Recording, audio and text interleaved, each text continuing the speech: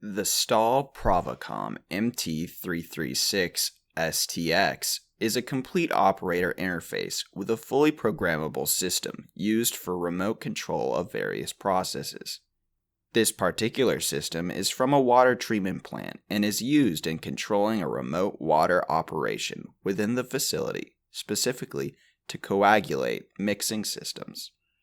This unit came to ERD with no display, and it was quickly determined it had a defective power supply.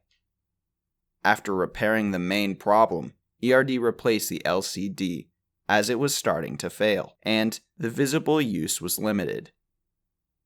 As seen in the video, ERD left the embedded program intact and tested the entire system for proper operation.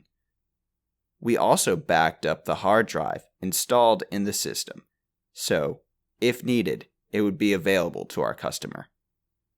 ERD has repaired many human-machine interfaces and operator interface terminals since we started in 1995.